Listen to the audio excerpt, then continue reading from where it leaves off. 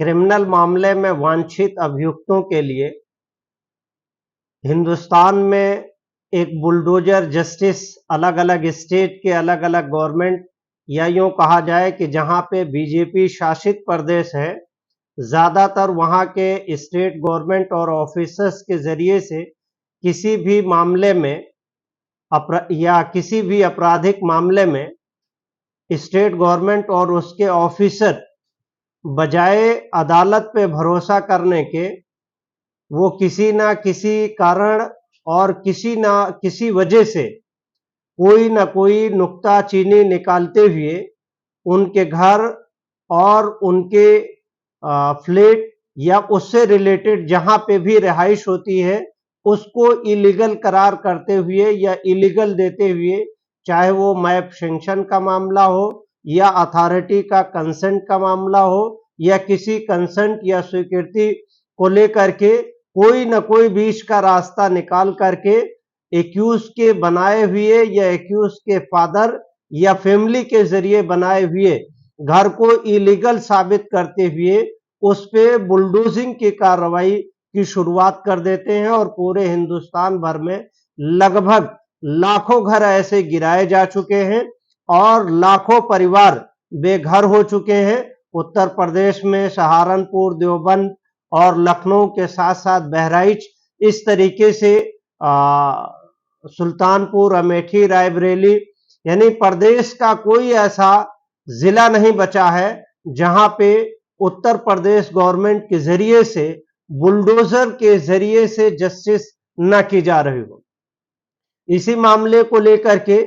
दिल्ली में भी कई बार मामले हुए और दिल्ली जामा मस्जिद के आसपास में जब मैटर आया तो जमीयत उलमाए हिंद ने एक writ petition article 32 constitution of India में सुप्रीम कोर्ट ऑफ इंडिया में फाइल किया और ये प्रेयर की कि जहां कहीं पे भी एक खास कम्युनिटी के लोगों के जरिए से अपराध में मुलविस या इल्जाम में रहते हैं, उनके परिवार या उनके लोगों के जरिए से बनाई गई घरों को बुलडोज किया जा रहा है या गिराया जा रहा है। और उसी में तमाम पिटिशंस कनेक्ट होती गई। लीडिंग पिटिशन क्रिमिनल नंबर एक है 295 ऑफ 2022 रिट पिटिशन सिविल है और इसी के साथ writ petition criminal number 162 of 2022 है और इसी के साथ writ petition civil number 328 of 2022 है। इस पिटीशन में एआईए एप्लीकेशन यानी एक एप्लीकेशन दी गई और एप्लीकेशन में यह कहा गया कि लगातार सुप्रीम कोर्ट के इंटरवेंशंस के बाद भी स्टेट गवर्नमेंट के जरिए से अदालतों पे भरोसा ना कर करके अदालतों में एक्यूज को पनिश कराने के बजाय वो अपनी तरफ से एक न्याय का यानी बुलडोजर जस्टिस का जरिया निकाल लिए हैं, जिस आई एप्लीकेशन की सुनवाई करते हुए ऑनरेबल जस्टिस बी.आर. गवावी ने चार शेर अपने ओपनिंग पैराग्राफ से किया। ओपनिंग पैराग्राफ जजमेंट का है कि अपना घर हो, अपना आंगन हो, इस ख्वाब में हर कोई जीता है, इंसान के दिल की ये चाहत है कि एक घर का सपना कभी न छूटे। इस तरह के शेर को लिखते हुए ऑनरेबल जस्टिस बी.आर. गवाई जी ने स्टेट गवर्नमेंट को और खास तौर से सेंट्रल गवर्नमेंट को ये मैसेज दिया है।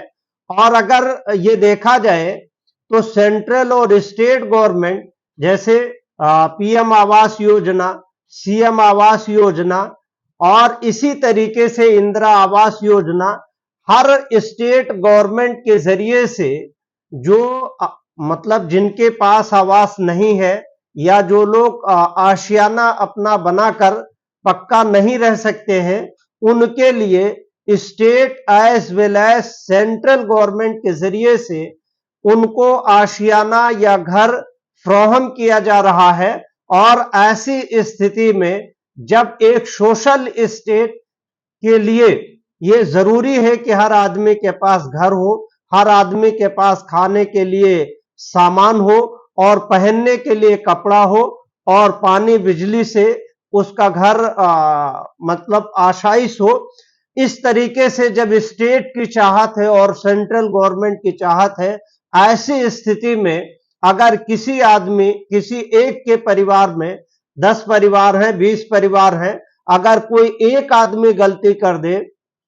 तो पूरे प्रोमाइसेस को बुलडोज कर दिया जाता है। यानी परिवार का एक आदमी अगर बाई चांस किसी कारण अपराधी हो गया है तो उसके चक्कर में स्टेट के जरिए से उस पूरे घर को या उस घर के पूरे प्रोमाइसेस को गिरा दिया जाता है। तो जिसमें 20 परिवार रहता है और एक की गलती रहती है तो 90 लोग यानी 19 लोग बेघर हो जाते हैं। इसी तरीके से अगर देखा जाए तो स्टेट ने अगर खास तौर से उत्तर प्रदेश की बात करें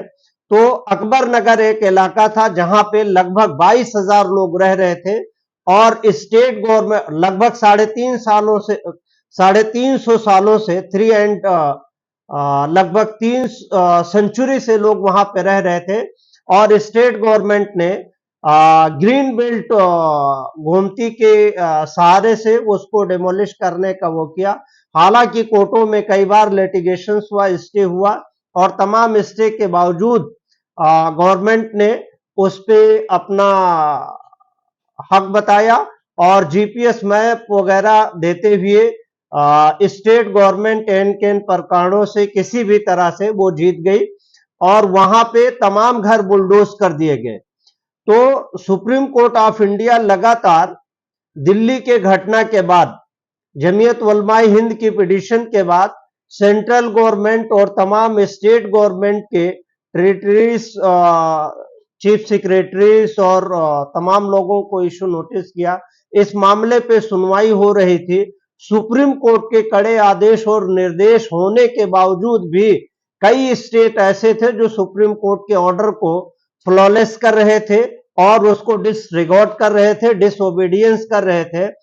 और अंततः chief justice of India D.Y.. Chandrachud अपने रिटायर होने से एक दिन कबल तमाम तरह के ऑर्डर करते हुए कहा कि जहां पे लॉ एंड ऑर्डर है, कोर्ट ऑफ जस्टिस है, वहां पे बुलडोजिंग की कार्रवाई और बुलडोजर जस्टिस का कोई मकाम और कोई जगह पे नहीं है।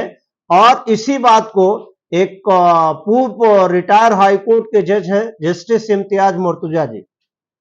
उन्होंने जब एक बुलडोजिंग की कार्रवाई की जा रही थी तो उन्होंने सोशल मीडिया के प्लेटफॉर्म पे लिखा था कि if there is a law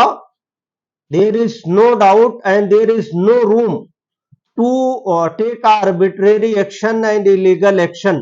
तो एक्चुअली अगर देखा जाए तो क्रिमिनल कोई ऑफेंस करता है तो पार्टिकुलरली उसके लिए क्रिमिनल जूरिस्प्रूडेंस है, आईपीसी है, सीआरपीसी है, एविडेंस है, उसके तहत पुलिस एविडेंस कलेक्ट करे, उसको कोर्ट में फाइल करे, कोर्ट उसको पनिश करेगी। यानी पनिशिंग अथॉरिटी जो है वो स्टेट नहीं हो सकती है, स्टेट का काम है, वो एग्जीक्यूटिव का काम है कि वो जुडिशरी पे भरोसा करे और जो एक्यूज हो किसी मामले का उसके खिलाफ चार्ज बना करके कोर्ट में पेश करे। हालांकि कोर्ट ऑफ लॉ में अगर देखा जाए तो 90% स्टेट अपने आप फैसला करना चाहते हैं, यानी एग्जीक्यूटिव अपने स्तर से वो खुद जस्टिस देना चाहते हैं। जिस स्टेट को सोशल स्टेट होना चाहिए वो स्टेट बुलडोजर की कार्रवाई कर रहा है। यानी स्टेट अपने अपने state as well as centre अपने मकसद से हटे हुए हैं और ऑनरेबल जस्टिस बी.आर. गवाई साहब का जो जजमेंट है वो लगभग 95 पेज का है और उनके जजमेंट में किस तरह का दर्द झलक रहा है और किस तरह की फाइंडिंग दी है, यकीनन अगर ये देखा जाए तो ये 13 तारीख का जजमेंट एक लैंडमार्क जजमेंट है। और यहीं तक जजमेंट में नहीं कहा, जजमेंट में यह भी कहा है कि जो कई सालों से उसी घर में रह रहा है तो गवर्नमेंट को यह दिखाई नहीं पड़ा कि यह घर इलीगल था। जब कोई आदमी क्रिमिनल एक्ट या क्रिमिनल ऑफेंस कर दिया है तब स्टेट गवर्नमेंट जागी है। इसका मतलब यह है कि स्टेट गवर्नमेंट उस मामले में लॉन्ग लाइफ स्लीपिंग कर रही थी इसमें तो तमाम ऑफिसर्स को पनिश होना चाहिए जिन लोगों ने बनते समय ध्यान नहीं दिया। अगर वो देहात इलाका है तो वहां पे लेखपाल पनिश होना चाहिए, कानूनगो पनिश होना चाहिए, तहसीलदार एसडीएम पनिश होना चाहिए, और शहरी एरिया है तो एग्जीक्यूटिव ऑफिसर्स के साथ जो डेवलपमेंट अथॉरिटी है वहां पे पनिशमेंट होना चाहिए। हम बात करते हैं कि अगर अकबर नगर लखनऊ को देखा जाए तो जहां पे 350 साल से लोग बसे हुए थे और उसके बाद लगातार न्यू कंस्ट्रक्शन हो रहा था। आखिर लखनऊ डेवलपमेंट अथॉरिटी है, लखनऊ नगर निगम है, म्युनिसिपल कमिश्नर है, इन लोगों के रहते हुए भी किस तरीके से वहां पे इलीगल एक्टिविटी हो रही है। आखिर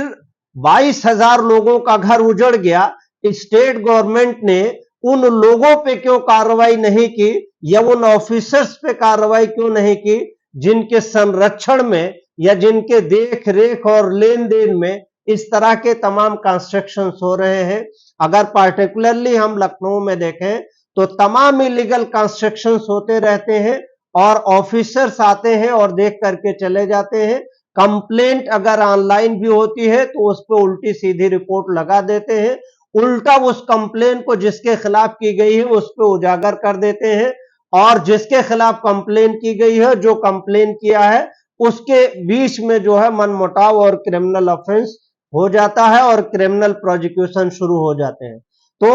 वेलफेयर स्टेट के लिए जरूरी है कि लॉ को कोर्ट ऑफ लॉ में ही किसी को पनिश किया जाए, यानी पुलिस को और स्टेट गवर्नमेंट के ऑफिसर्स और एम्प्लॉय को भी पनिश करने का कहीं पे भी अधिकार नहीं दिया है। अगर कोड ऑफ कंडक्ट है, कोड ऑफ लॉ है, तो किसी को भी